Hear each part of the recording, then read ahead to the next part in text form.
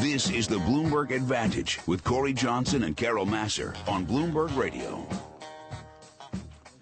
Bloomberg Advantage brought to you by the New Jersey Institute of Technology, investing more than $110 million a year in applied research to solve problems and improve life.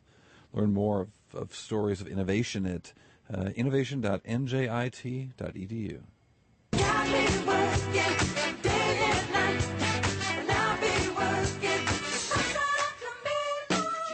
All right, everybody. The labor market certainly continues to be in focus. Don't forget that we do get a release of the Fed minutes. What? We just cut off him, though. our producer, Paul, is really on his music game lately. He always is. No, I know. Well, Corey was talking. He's always talking. But that's a good thing. We want to talk a little bit about the labor market. Certainly back in focus because we get those Fed minutes from the March meeting. We'll get that later on today. But let's talk about what's specifically happening when it comes to executives in the C-suite. Back with us, or with us, I should say. But I don't think he's new to Bloomberg, that's for sure. Alan Guarino, Vice Chairman at Korn Ferry, joining us in our Bloomberg 1130 studio here in New York City. Nice to have you here with Corey and me. Carol, I'm glad to be here. Talk to us a little bit about, we do stay so focused on what's going on in the labor market, certainly because that's a mandate of the Federal Reserve. When you look at what's going on at companies at the executive level, that's kind of what you're playing with. What do you see? What are the kind of conversations that you're having? Well, it's interesting. I think for the first time in the last 10 years, if you look at the Corporate Executive Board survey, I think it was noted that it is the first time that talent has been the number one concern of CEOs. Now, it's always been in the top 3 or 4, but when you look directionally, it's now number 1. That's both exciting and scary. Specifically access to it or what? Or finding the right people? What? I think all things talent. So access to talent, how to optimize talent, and quite frankly, how to get an edge relative to the talent you have versus your competitors. What's changed in that regard? Why is that such a more pressing concern now? That's a good question, and I think it's a secular question. So it could be a long answer, so make sure I don't take too much time. But I think over the last 15... This is radio. We go deep. Good. That's what you got. But you got 5 minutes. That's it. All right. So if you look at the last 15 years, I think that finally globalization has arrived. And I think that the speed of business in the last 15 years has increased exponentially, even though it's been getting faster for 20 years, as Bill Gates told us years ago. So the bottom line is I think we have an ecosystem that is more complex, that is more global, and that is operating at such an accelerated pace that while people may have skills, i.e. they may be a good Java programmer, they may not have, quite frankly, the wiring to actually be effective and work in a high-pressure environment.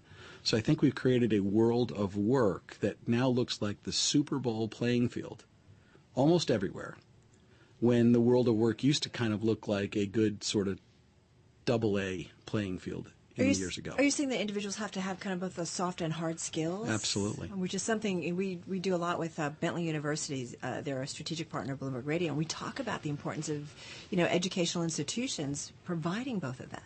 No question about it. And, a lot of it is just, quite frankly, individual wiring. We have some of the best evaluation psychometric tools in the world owned by Korn Ferry. And those things can get deep into an individual's psychometric wiring. And some of it is definitely addressable through development, and others is simply what you're born with. In terms of tools for recruiting, I mean, obviously you guys are in the business of putting butts in seats.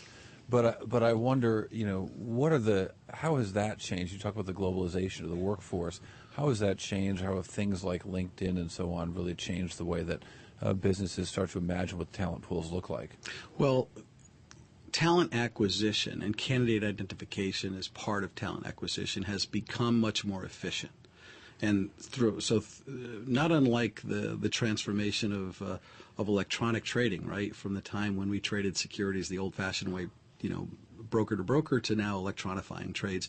You can electronify parts of the process of recruitment that then allows the recruiter to participate in more of the high-touch, more impactful people-required aspects of the business. So that's changed things. In terms of Korn Ferry, I mean, more than half of our revenue is not about putting the butts in the chairs, as you say. It's actually about developing a company's talent as it grows to make that talent effective in growing the company. And I'm guessing developing that talent, and also as you develop that talent, getting them to stay right? Because once you develop them and they understand a corporate culture, I mean, that costs a company money. It's time, but it's also money. And I'm assuming that they've got to think about that. What do you need to do to keep somebody? Because people move around a lot more than they ever used to. No, they do. They do. And it's a good thing in terms of information exchange. So you just certainly don't want an incestuous environment where all of your people have been there forever. But you also want to be able to have some say as to when people stay and when they go. That's interesting that you say that, because I've worked with a lot of companies and talked with a lot of their senior people who've been around companies, I'm not going to mention names, but old line companies that have been around for decades. And I do sometimes find that the culture is to people who've been there, who've started from the mailroom and moved their way up. Sure. How do you break that? Well, I think you respect it, you celebrate it, and you also make sure that you have a strategic workforce planning approach that infuses outside talent at your discretion. So I had a client, quite frankly, who came in as a chief HR officer of a massive world-renowned company and quickly analyzed that too many people at the top had been there forever. And so what he was able to do was set an objective that within 5 years, 20% of the people at the top, and that people at the top group in this company was probably about 500 executives, Right. would have less than 5 years tenure with the company. So put the stake in the ground, say the objective is to do this, and actively seek to go outside when there were opportunities to do that for senior level roles, as opposed to default to simply going inside. Interesting. That is really interesting. Yeah.